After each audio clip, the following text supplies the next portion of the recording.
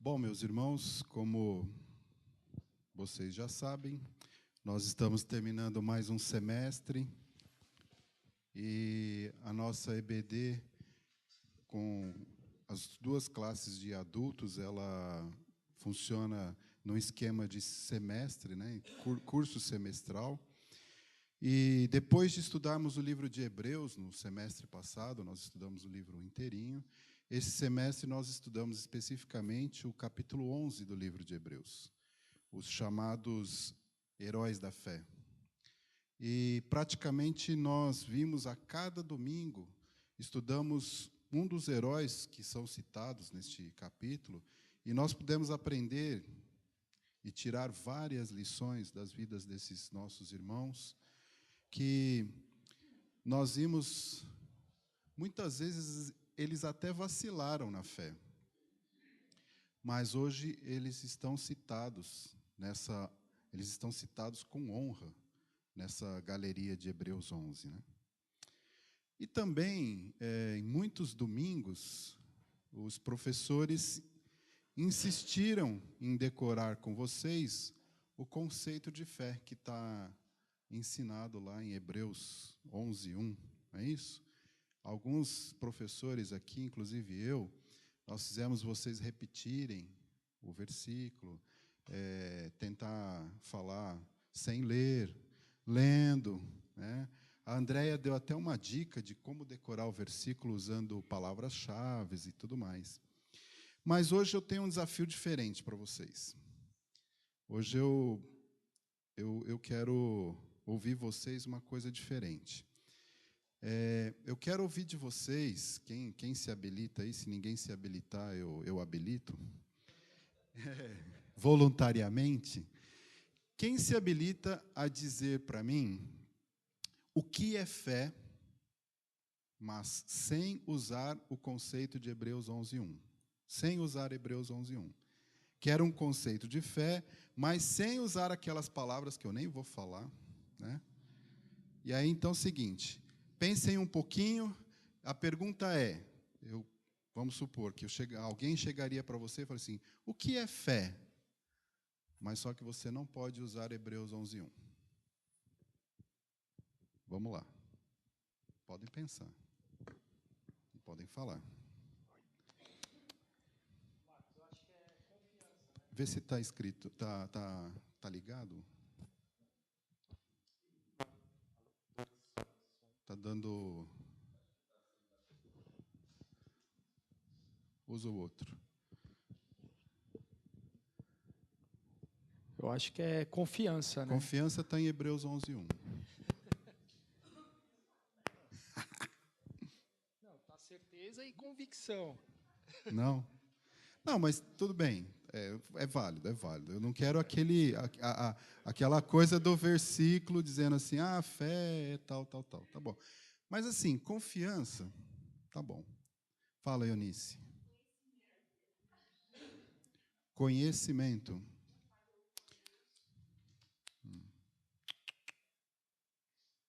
Tá ou não tá? Não tá funcionando? Tá. Então dá para a Eunice aí para ela falar de novo. Conhecimento. Quanto mais eu conheço, meu Deus, mais eu tenho fé. Olha só, eu não estou dizendo o que é fé. Eu estou dizendo que quanto eu mais conheço a Deus, mais eu tenho fé. Eu quero saber o que é fé. O Fábio falou, é confiança. Beleza. Calma. Peraí. Oi? Crer no impossível. Peraí, Célia. Quem levantou a mão aqui? A Dalva. Não desiste nunca. Fé é não desistir nunca daquilo que você espera. Será que isso não é perseverança? Acho que é perseverança. Só na ordem de quem levantou as mãos, por favor. Leandro, lá atrás. Acreditar em algo. Isso é fé. Ok. Célia, pela ordem aqui de quem levantou a mão. De preferência no microfone. A minha dependência total do Senhor Jesus. Então, mas dependência não é dependência? É Eu estou perguntando o que é fé. É, Não pra estou mim é não tô perguntando o que é dependência. Descansar Tem mais totalmente. alguém que quer falar? O Pádua quer falar. A dona Silvânia, lá Ô atrás. Marcos, Oi. assim, fé, Hum, no sentido do que é a palavra, aí vem vários conceitos de fé aí. É o que você está perguntando é sobre fé. O que é fé? o que é fé? O que é fé? Eu E quero aí, saber o não, que é fé. não está designando o que é, porque se for literal aí como está a palavra, a gente vai usar o Senhor como exemplo. Agora, a fé, quem veio do mundo e quem está na igreja, fé, duas coisas eu posso dizer como vivi. Fé, para mim, é aquilo que você acredita em determinado momento da sua vida, sem hesitar naquilo, sem ter visto, sem saber. Você acredita e algumas pessoas acreditam em um Deus, e eles acreditam fielmente, não sabem quem é, nunca viram, inclusive não sabem nem dizer de onde ele veio, mas acreditam. A fé é alguma coisa que você não sabe dizer direito o que é, mas que você acredita e deposita toda a sua convicção naquilo. Para mim, isso é fé. A fé é sem você saber de nada. Eu não sei de nada, mas eu acredito que é isso. E você pode acreditar em várias coisas. A fé não está limitada na palavra fé. Hoje a gente tem fé por uma pessoa, e nós acreditamos. Mas a fé não delimita lugares, nem coisas, nem pessoas, nem nada daquilo. Eu tenho fé e vou em frente com aquilo que eu creio. Tá. É um pouco daquela história do fé na fé, né? Fé na fé. Ok. Dona Silvânia, para a gente encerrar.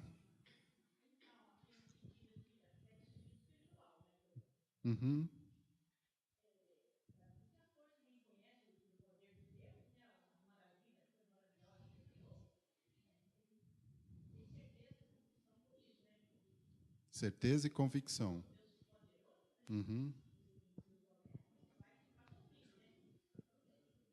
Ok. Legal.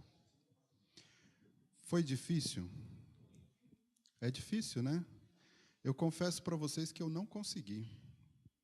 Enquanto eu estava pensando aqui, esse desafio eu coloquei para mim, e todas as vezes que eu penso na palavrinha fé, me vem Hebreus 11:1. Então, o que eu fiz? Eu fui lá no pai dos burros, né? Sempre que eu quero saber o significado de uma palavra, eu vou procurar lá. E lá no Micaelis, eu achei isso aqui, olha. Fé é crença, crédito, convicção da existência de algum fato ou da veracidade de alguma asserção, crença nas doutrinas da religião cristã. Já está começando a colocar aqui a coisa de religião, né, e ainda cristã. A primeira das 3 virtudes teologais, fidelidade a compromissos e promessas, confiança, e aí tinha outras coisas que é a fé pública, homem de fé, e tem outras variantes em relação à fé que eu nem pus aqui. Mas olha que interessante, né? Esse é o conceito, que se você for lá no dicionário Micaelis, você vai encontrar essas palavras aqui, e muitas delas vocês usaram, né? Vocês acabaram usando aqui.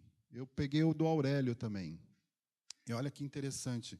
O Aurélio diz que é a adesão absoluta do espírito. Olha que interessante a definição do Aurélio, né? Adesão absoluta do espírito àquilo que se considera verdadeiro. Eu achei muito interessante essa colocação aqui do Aurelião, né? Sentimento de quem acredita em determinadas ideias ou princípios religiosos. De novo, a questão da religião, né? Religião, culto, como sinônimo de fé. Religião. Uma das virtudes teologais é estado ou atitude de quem acredita ou tem esperança em algo. De novo, religião, culto, não sei por que repetiu. Mas é interessante que a gente tem, graças a Deus, e vocês fixaram o conceito de fé que nós lemos lá em Hebreus 11:1. Então, é quase que automático. Quando a gente pergunta assim, o que é fé? Você fala, fé... Vamos ler Hebreus 11:1? Quem souber de cor, já fala aí de cor, né?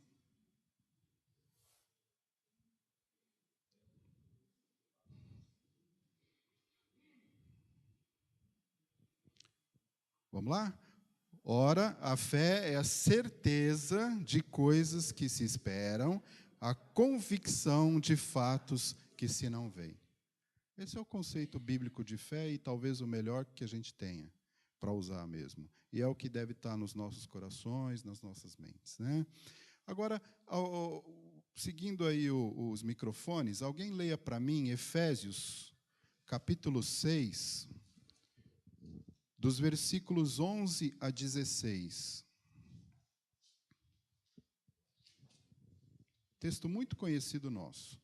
Efésios 6, 11 a 16 só. Desejamos, porém, continue cada um de vós mostrando até ao fim a mesma diligência para a plena certeza da esperança. Tem certeza que você está em Efésios 6, 11? Tá. Eu te perdoo, minha irmã. Esse não está funcionando, eu acho, hein? Ele está só... Pega um outro aí que ele... Efésios 6, 11. Vê se o... Alô? Vamos ajudar o pessoal que está vendo pela internet. Vamos lá. Efésios 6, 11 a 16. Revesti-vos de toda a armadura de Deus para poderdes ficar firmes contra as ciladas do diabo. Porque a luta não é contra o sangue e a carne, e sim contra os principados e potestades, contra os dominadores deste mundo tenebroso, contra as forças espirituais do mal nas regiões celestes. Portanto, tomai toda a armadura de Deus para que possais resistir no dia mau, e depois de terdes vencido tudo, permanecer inabaláveis. Estai, pois, firmes, cingindo-vos com a verdade, e vestindo-vos da couraça da justiça. É até o 16? Isso. Calçai aos pés com a preparação do evangelho da paz, embraçando sempre o escudo da fé, com o qual podereis apagar todos os dardos inflamados do maligno. Olha só que interessante, né? O apóstolo Paulo, obviamente inspirado pelo Espírito Santo, ele está nos dizendo que a fé, aí versículo 16, é nosso escudo. Muitas vezes nós nos esquecemos desse pequeno, grande detalhe. O que significa a fé ser o nosso escudo? Está escrito aí. Com a qual podereis apagar todos os dardos inflamados do maligno. O homem de fé, ele pode andar tranquilo, porque ele está protegido por essa convicção, por essa certeza, por essa confiança em Deus. É nossa proteção. Quando a gente estuda a armadura de Deus, e a gente já estudou isso várias vezes, às vezes a gente esquece de pequenos detalhes. E a fé é o nosso escudo. E escudo serve para proteção. Olha que interessante, né?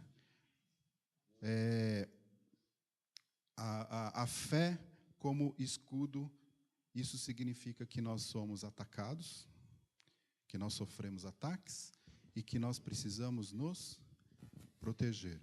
Como? Com a nossa fé. E o interessante, Marcos, que o escudo, ele protegia no soldado o coração. É a parte vital aqui, vital, né? É. O rosto e o coração. Principalmente o coração, né? Que é onde... Onde a gente é atacado, né? Onde a gente é bastante atacado. Agora, eu gosto de usar um sistema didático aqui, que eu uso a questão do negativo. Então, a gente fala muito de fé, e eu queria dizer assim, o que a fé não é? Para a gente poder entender o que é a fé, né?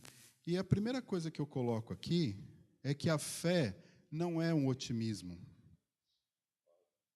Embora a fé possa gerar otimismo, a fé em si não é otimismo. E isso a gente vê muito naquilo que o Pádua falou, que é a fé na fé. Então, o pessoal usa a fé como um amuleto da sorte, ou aquele que vai te trazer coisas boas. Você tem fé.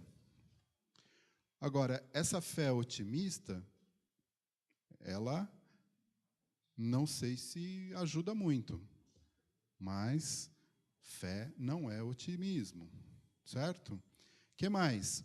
A fé não é alegria, embora o homem de fé tenha a probabilidade de ser alegre. Mas fé e alegria não são sinônimos. Vocês estão entendendo o que eu estou querendo dizer? Sim. A fé produz alegria, sim.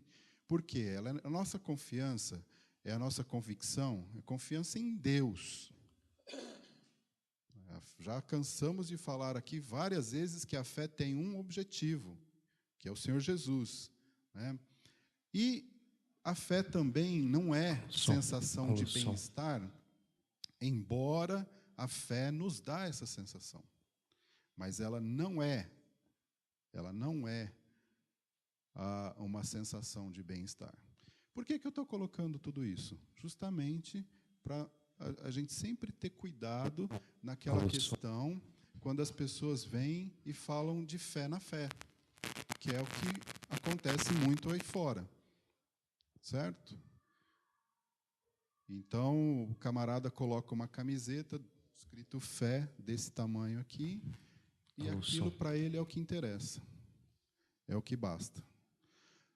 Agora, o que nós sabemos e conhecemos do que é a fé verdadeira? Nós já lemos lá. É a certeza de coisas que se esperam e a convicção de fatos que se não veem. O que acontece aqui, gente? Nós já vimos isso. Confiança e certeza. Lembram-se das duas palavrinhas que a Andréia colocou aqui como dica para a gente decorar, né, esse versículo. Agora, nós temos aqui 2 pontos. A fé é confiança e certeza em coisas futuras, coisas que ainda não aconteceram, que são futuro em relação a nós, mas também a fé é confiança e certeza em coisas que se não veem. Eu não estive lá, eu não vi o Senhor Jesus ser morto naquela cruz, mas eu tenho convicção, eu tenho confiança, eu tenho certeza que isso aconteceu. E não só isso, mas que ele também ressuscitou, como ele havia dito que ele faria. Então, se a gente puder resumir tudo isso, nós vamos verificar que a fé é a confiança na palavra de Deus, na revelação de Deus, como nós vemos nas Escrituras, que estão aí no seu colo, nas suas mãos. E aí a gente entra naquela coisa que a Eunice falou. Quanto mais nós conhecemos a Deus, quanto mais nós entendemos quem é o Senhor Jesus e o que Ele fez por nós, provavelmente a nossa fé vai aumentar. Mas eu vou falar um pouquinho mais para frente sobre isso. Muito bem, quando a gente estava elaborando o programa do curso aqui, desse semestre, o Ion falou assim, olha, eu quero que vocês terminem o semestre falando de Hebreus 12, 1 e 2. Esse é o fechamento do nosso semestre. Então, vamos para lá. Quem está aí com o microfone, leia para mim Hebreus 12, os versículos 1 e 2. E vamos trabalhar um pouquinho aí nesses 2 versículos hoje.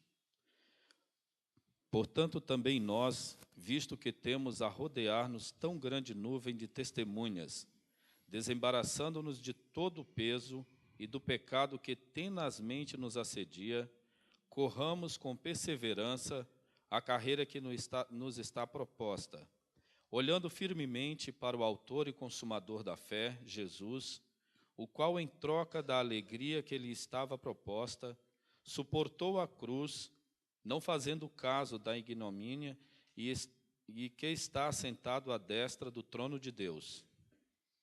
Olha que interessante, nós lendo e estudando o capítulo 11, nós vemos então as testemunhas de fé, que nós estudamos cada uma delas. Se a gente for olhar aqui, nós vimos com Ion, aula passada, inclusive os mártires, aqueles que foram apedrejados, cerrados ao meio, mortos a fio de espada, passaram por escárnios, açoites. E aí o autor diz assim: homens dos quais o mundo não era digno. E depois de fazer toda essa passagem desses personagens, ele fala assim: olha, portanto, também nós, visto que temos a rodear-nos tão grande nuvens de testemunhas, e aí ele vai dizer algumas coisas para nós, né?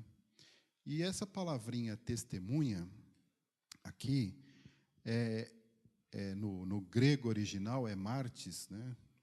E o significado dessa palavra no original grego é alguém que, com a sua morte, dá testemunho da verdade. Então, é um mártir mesmo, que foi traduzido na nossa tradução brasileira, né, para testemunha.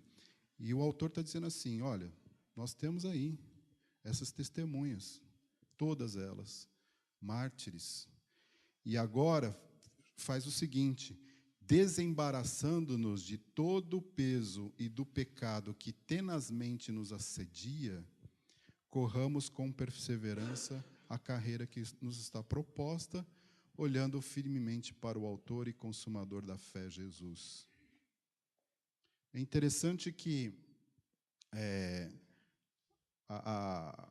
algumas traduções, eu peguei a minha aqui, deixando, né, ou desembaraçando-nos. O termo aqui é apotiteme, e essa palavra, eu vou usar bastante os conceitos gregos aqui, do grego, porque eles nos ensinam muita coisa. Não é porque eu sei grego, não, mas é porque eu ganhei um dicionário, né? Cadê o Cassoli? Ganhei um dicionário grego lá que tem me ajudado bastante, e é muito interessante quando a gente começa a ver o conceito das palavras, o que tem por trás, né? E o sentido dessa palavra aqui é colocar de lado, ou em sentido literal ou figurado, lançar fora, colocar à parte, ao lado de fora, jogar para longe, para fora. O que, gente? O pecado que tenazmente nos assedia. Então, a primeira coisa que nós aprendemos aqui, que nós verificamos todos os testemunhos dessas pessoas, estudamos cada um deles. Nós vimos que uns até titubearam, uns até pisaram na bola, como nós pisamos todos os dias praticamente. Mas agora ele fala assim: olha, deixa de lado essas coisas, joga fora. Coloca à parte, joga para bem longe o pecado que vive aí te azucrinando todos os dias. E a primeira pergunta é: o quanto você tem se esforçado para deixar de lado, ou colocar à parte, jogar fora, jogar bem longe de você esse pecado que fica tentando azucrinar a sua vida aí todos os dias? E eu sei que todos nós estamos sujeitos a isso. Todos. E quando eu digo todos, todos é T-O-D-O-S. Todos. Everybody. Não tem escapatória. Agora, tudo vai depender de como nós tratamos essa questão.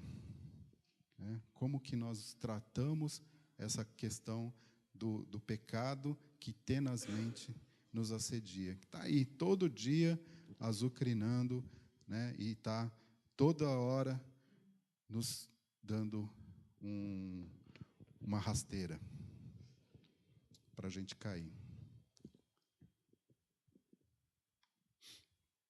Continuando, né, o texto fala de corramos com perseverança. E a palavra corramos aí, em algumas traduções, eu não sei se vocês têm, está falando de corrida. É a mesma palavra, né? A palavra é agon, ou agonas, que é o significado dessa palavra é uma competição, é um combate. Então, metaforicamente utilizado para designar uma trajetória de vida cheia de lutas e conflitos. O autor de Hebreus, ele está bem familiarizado com a nossa vida, com as coisas que acontecem conosco, né?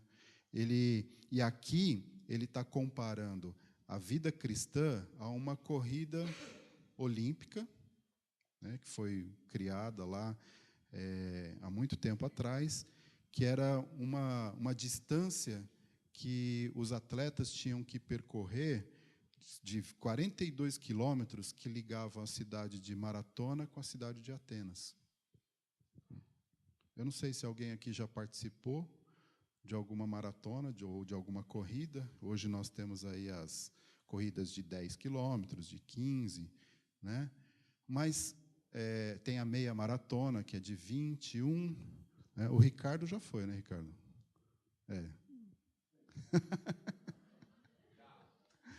E quem participou ou quem já tentou participar sabe que não é fácil. Sabe que não é fácil, né? Eu já consegui chegar nos 15, mas o meu limite foi 15. Daria para fazer uma São Silvestre, que é 15, né? Quando você está correndo, você chega num determinado momento que parece que seu corpo se exauriu. E existe um termo técnico para isso. E se você conseguir superar esse momento, então aí parece que o corpo ganha um novo vigor, uma nova força, e aí você consegue, então, superar e chegar até o fim. E o autor de Hebreus, ele está comparando a nossa vida como uma corrida olímpica, cheia de obstáculos, cheia de lutas, cheias de conflitos. Vem cá, meu irmão, não é assim a sua vida? Você não tem passado por dificuldades, por lutas, por conflitos? Com certeza. Eu tenho certeza que uns mais, outros menos, mas essa é a nossa vida. A vida do crente não é um mar de rosas, mas ela vai ter, sim, dificuldades, né? E é interessante essa comparação que o autor faz aqui em relação a uma corrida. E essa corrida, ela tem que ser com perseverança. Corramos com perseverança, porque é a perseverança, é no perseverar que você vai passar aqueles momentos que parece que exauriu todas as suas forças. E nesse momento, quando você consegue superar isso, então uma força nova, um novo vigor acaba acontecendo na sua vida, né? Então a nossa vida é de luta, é de conflito. Mas o autor aqui está dizendo para a gente, olha, participem dessa corrida com perseverança, é a carreira que nos está proposta. E aí ele dá uma dica de como que você vai correr com perseverança, como que você vai conseguir chegar lá. Qual é a dica? Olhando firmemente para o autor e consumador da fé, Jesus. É interessante que ele, né, Pádua, dá quem é o objeto da nossa fé. Ele não fala assim, olha, Vocês têm que ter fé, viu, pessoal, para vencer essa corrida. Não é isso que ele está falando aqui. E a palavra olhando aqui, que é aforontes, né? Não sei como que se fala isso, mas o sentido dessa palavra é considerar atentamente. Por isso que na nossa tradução está escrito olhando firmemente, porque é esse o sentido da palavra que nós encontramos no original grego. É considerar atentamente, é observar, é estar fixo, olhando diretamente, sem se desviar. Sem se desviar. E é uma coisa muito interessante, porque quando a gente está fazendo determinadas coisas, às vezes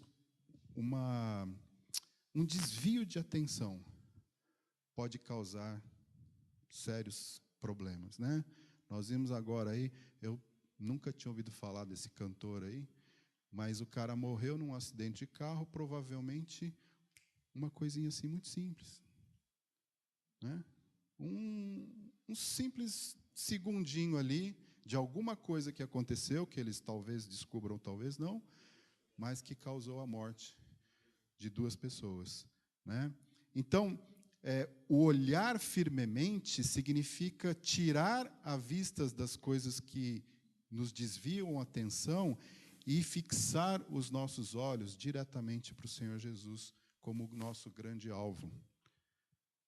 E eu não consigo, alguns textos, quando eu leio, eu sempre ligo com outros, né? E sempre que eu vejo esse texto aqui, eu me lembro de Pedro. Vamos lá ler Mateus, capítulo 14. Alguém leia para mim Mateus, capítulo 14. Deixa eu ver é de 22 até o final. Pode ler. Logo a seguir, compeliu Jesus os discípulos a embarcar e passar adiante dele para o outro lado, enquanto ele despedia as multidões. E despedidas as multidões, subiu ao monte a fim de orar sozinho.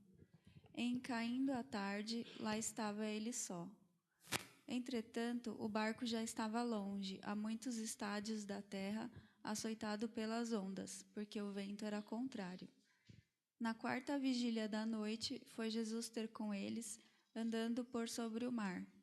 E os discípulos, ao verem-no andando sobre as águas, ficaram aterrados e exclamaram: "É um fantasma!" E tomados de medo, gritaram.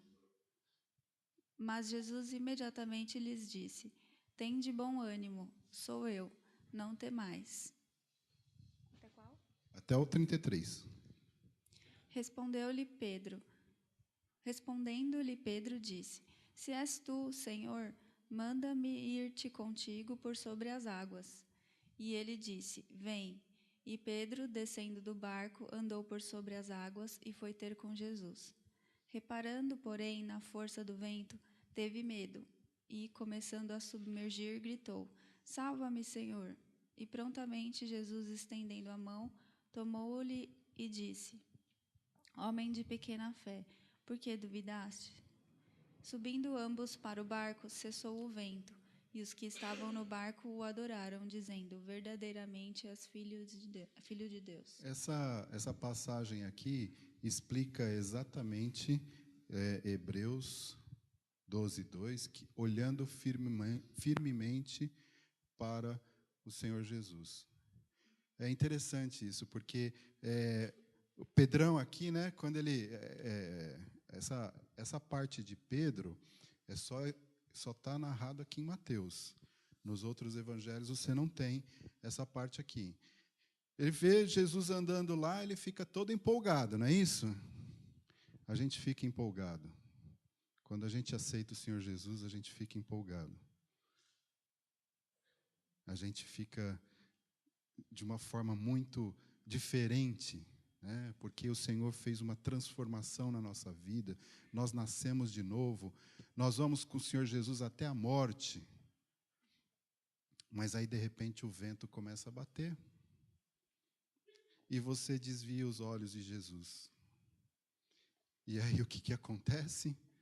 Começa a afundar. E Pedro era um pescador, era um camarada experiente. Ele tinha bastante experiência com a água, com o mar. Ele devia nadar bem. Mas, gente, o que Pedro fez aqui? Ele tirou os olhos de Jesus. E aí ele começou a afundar. E o pânico tomou conta dele, que ele gritou: Senhor, me salva. O medo diminui a nossa fé. Medo do quê? Né? Medo do fantasma. Ô Marcos, Sabe o que acontece? Olhar firmemente para Jesus. Marcos, a minha versão fala, tendo os olhos fitos em Jesus. Tendo os olhos fitos de Pedro, né? Quando fala em Hebreus. Quando fala em Hebreus? Então. Tendo os olhos fitos em Jesus. Exatamente. Então, meus irmãos, esse é o caminho, esse é o segredo, entre aspas, para a nossa vida. Né? Nós vimos que o caminho para nós ganharmos a maratona, essa corrida que foi colocada aqui, o caminho da vitória é esse. É concentrar toda a nossa atenção na pessoa de Jesus. Porque Jesus é o ponto de partida, mas, ao mesmo tempo, ele é o ponto de chegada. E ele é o objetivo maior da nossa fé.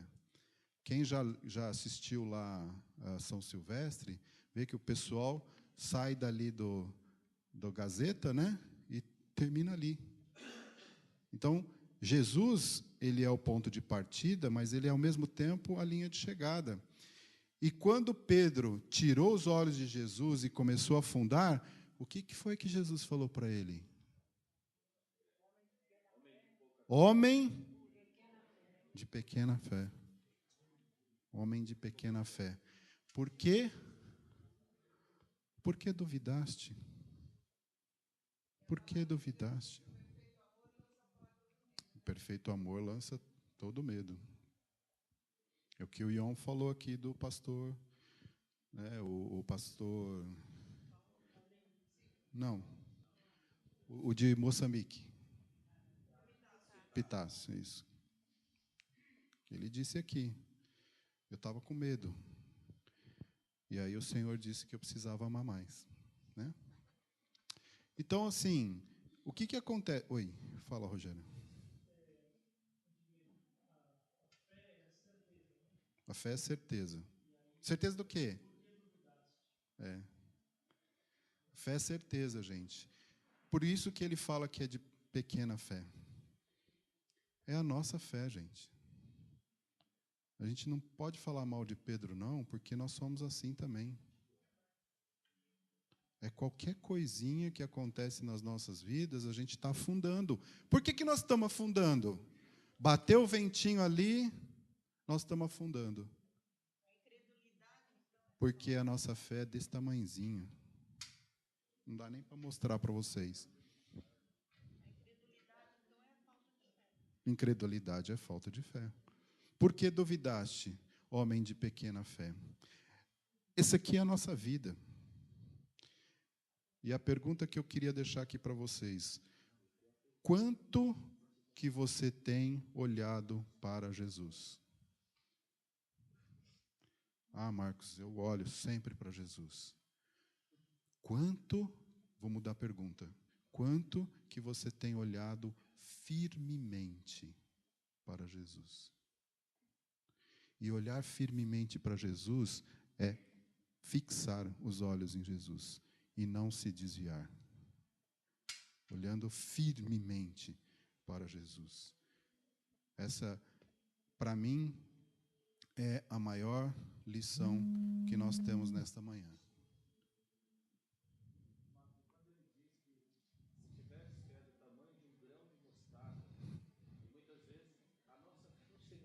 Nem é esse tamanho, né? Que é pequenininho, né? É. Mas você lembra que um grão de mostarda, o tamanho da árvore que ela gera? Então é isso. A gente pode ter uma fé que começa com o tamanho de um grão de mostarda, mas que vai aumentando e que vai frutificando, certo? Para mim, essa foi a maior lição, que eu gostaria muito de deixar para vocês como resumo desse semestre que nós estudamos aqui. Olhando firmemente. Olhar firmemente significa que você tem que... não pode desviar a sua atenção. Esse é o conceito da palavra, é um olhar fixo. Não errar o alvo.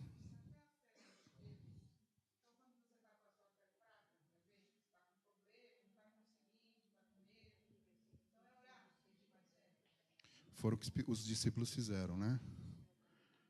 Senhor, aumenta-nos a fé. Né? Até para isso a gente depende do Senhor, né?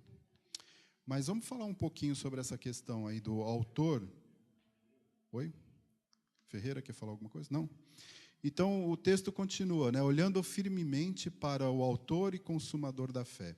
Esse autor e consumador da fé, ele tem tido várias interpretações, né? Eu gostaria de pegar aqui, do grego, que é archegon, não sei de novo pronunciar, mas o sentido dessa palavra é um líder supremo, o autor, um capitão, um príncipe. É aquele que faz um princípio, isto é, uma fonte, uma causa de alguma coisa. Por favor, alguém leia Atos 3:15.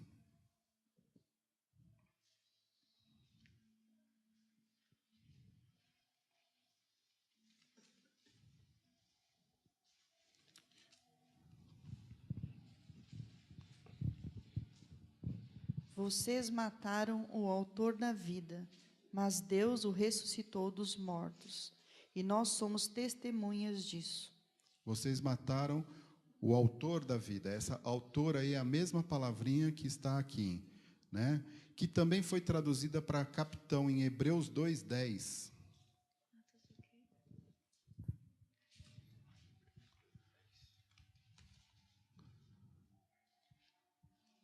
Alguém tem a palavra capitão aí nessa versão? A minha Bíblia aqui.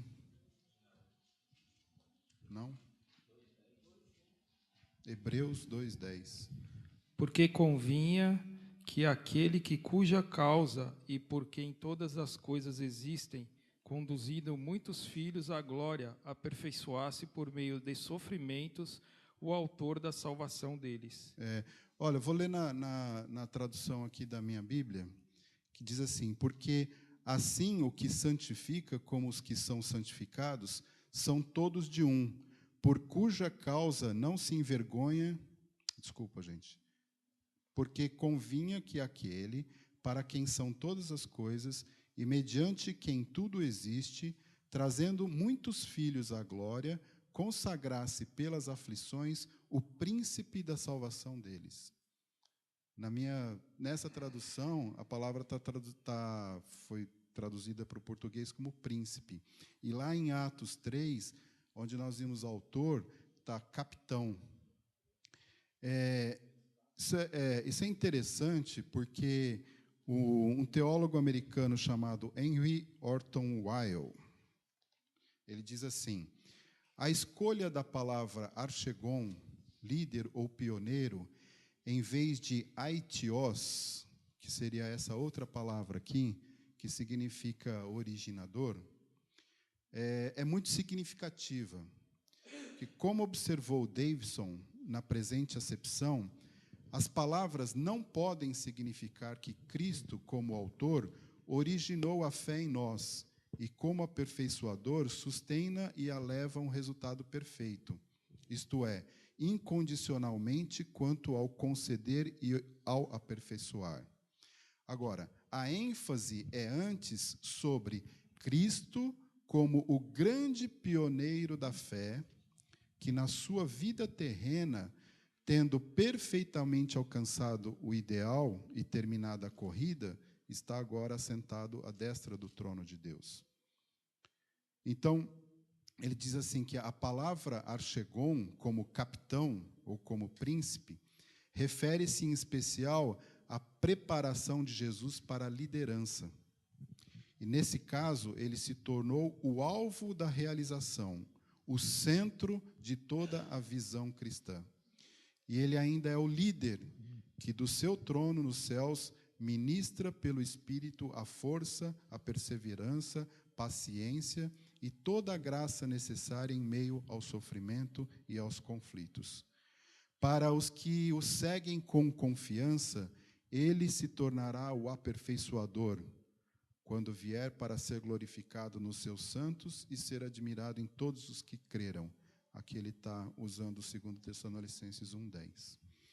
Então, é interessante, por que o Espírito Santo aqui, para azar talvez dos calvinistas, né, ele não está usando o aitios, mas ele está usando archegon, que é um capitão, um príncipe, um líder, e não aquele que está originando a fé, né? E consumador, que é teleiotes, é alguém que completa, que aperfeiçoa, particularmente aquele que alcança um objetivo, como para ganhar um prêmio. Lembrando que nós estamos falando sobre uma corrida, né? Então, Oi? Esse é o sentido da palavra que é usada aqui nas Escrituras. E é interessante que essa palavra aqui, ela só é usada aqui.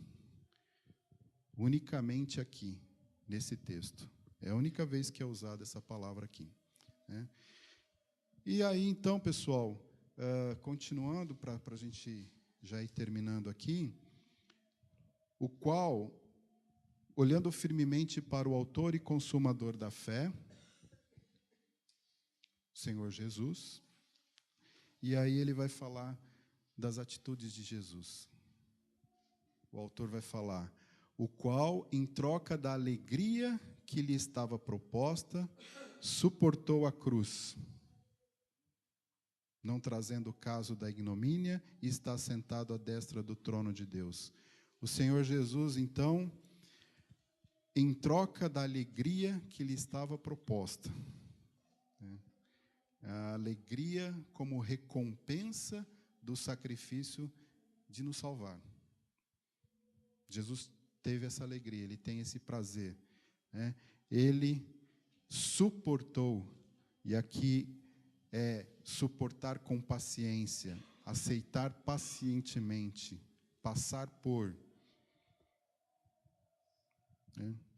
E o que Jesus fez para ter essa alegria? Ele suportou a cruz. Então, essa palavrinha, de novo, aqui aparece como paciência, né? Suportar com perseverança.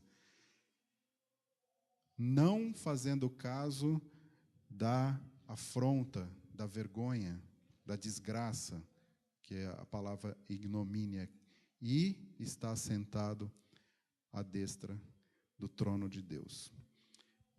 Eu não consigo também ler esse texto sem pensar quem é Jesus, o que ele fez, quem ele é. João 1:3 diz que todas as coisas foram feitas por ele, e sem ele, nada do que foi feito se fez. O Salmo 19 diz, os céus proclamam a glória de Deus, e o firmamento anuncia as obras das suas mãos.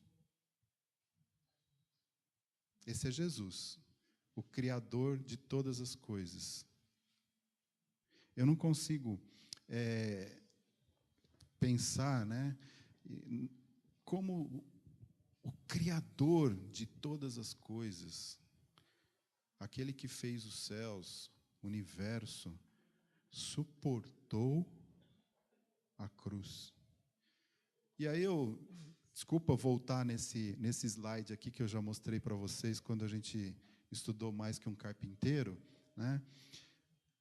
O universo visível hoje, ele tem 93 bilhões de anos-luz.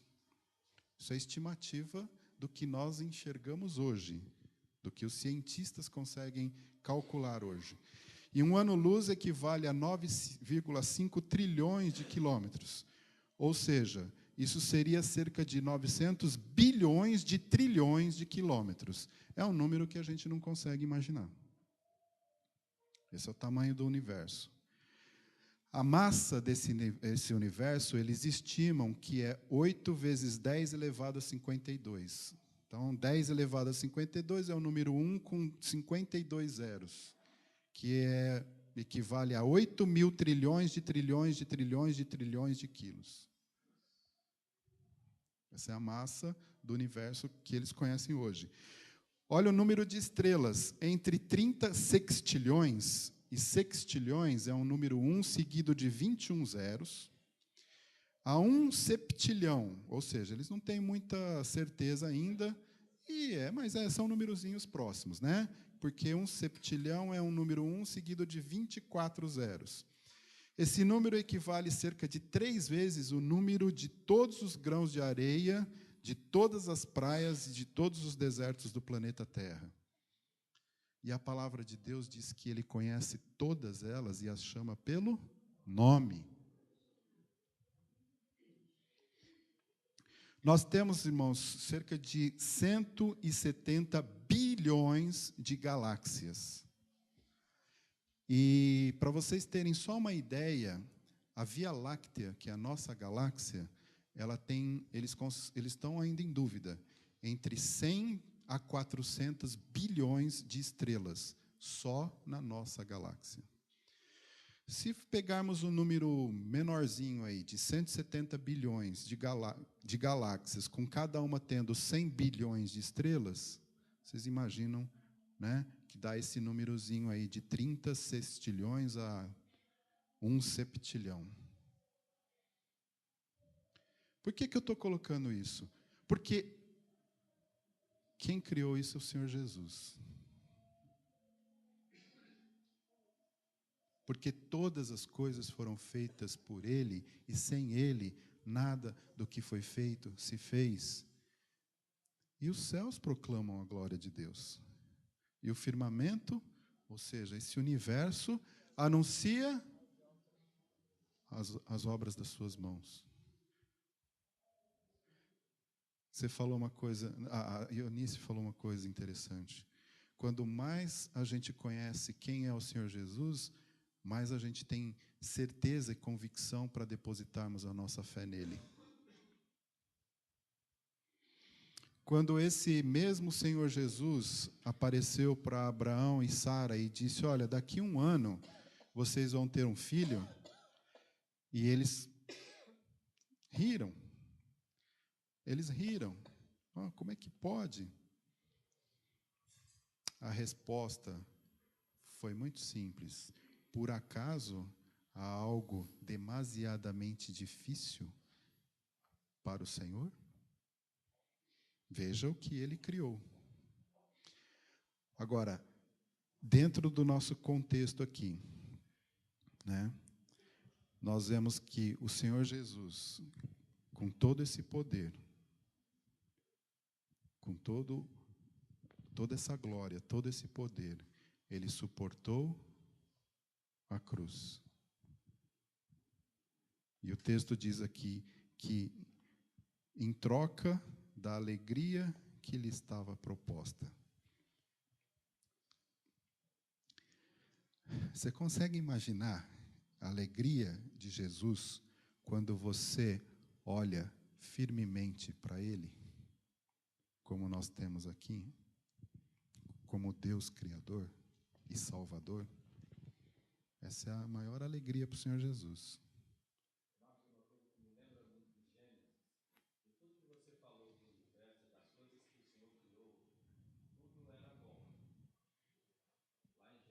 Uhum. Muito bom. Muito bom. É.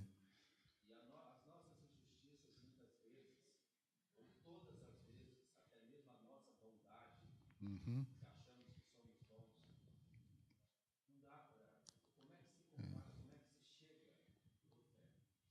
É. Mas, é. Mas você veja como a nossa fé é uma fé, não é uma fé cega, mas é uma fé que ela é centrada e ela é baseada num Deus todo-poderoso. E Ele não é só todo-poderoso, Ele é amoroso. Porque Ele se despojou disso tudo, gente. O Senhor Jesus se despojou de toda a sua divindade, se tornou em humilhação de homem para morrer no nosso lugar, por amor. Eu não consigo entender isso, gente, não dá. E não dá para você também, quando entende, enxerga essas coisas, desprezar isso. Não, eu não quero. Que é o que o mundo faz. O que você faz? Né? O que você faz com essa fé? O que você faz diante de um Deus que tem todo esse poder infinito, que faz o seguinte: eu vou pagar o preço do teu pecado. Está aí. O nosso desafio é olhar firmemente para Ele. Sabe por quê, meus irmãos? Eu já falei isso aqui e vou repetir. O nosso maior inimigo não é Satanás. O nosso maior inimigo somos nós mesmos. Como a gente, por qualquer coisinha, desvia o olhar. Não é verdade? A gente não tem firmeza ainda. O vento, nós estamos andando sobre as águas e o vento está batendo e a gente ainda não sentiu a firmeza desse Deus maravilhoso, que pode todas as coisas. E não importa o que nós estamos passando, as dificuldades, as lutas, os conflitos, isso faz parte da corrida. Mas a vitória está garantida. Pode falar amém, viu? A vitória está garantida. Porque o Deus que criou todas essas coisas, Ele suportou a cruz no meu lugar, no seu lugar, no nosso lugar. Amém. E você falou, isso aí eu me lembrei daquele texto que diz que nem olhos viram, nem os ouvidos ouviram, nem jamais penetrou em coração humano o que Deus tem preparado para aqueles que o amam. Então, não dá para comparar a nossa dificuldade, as nossas tribulações, tudo que nós estamos passando aqui. Não tem como comparar com a alegria, com a vitória, com a glória que nós teremos quando tudo isso estiver restaurado.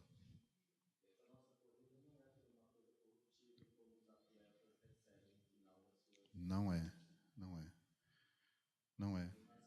Nós vamos estudar isso semestre que vem também, né? Nós vamos estudar isso semestre que vem, uma das nossas aulas. Muito bem, eu queria encerrar esse semestre, talvez, acho que ninguém aqui vai lembrar, mas eu vou terminar do mesmo jeito que eu terminei o semestre passado.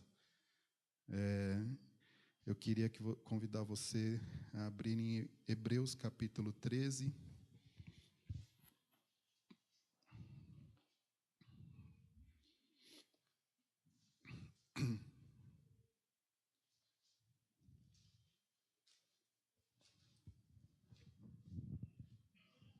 Versículo 20.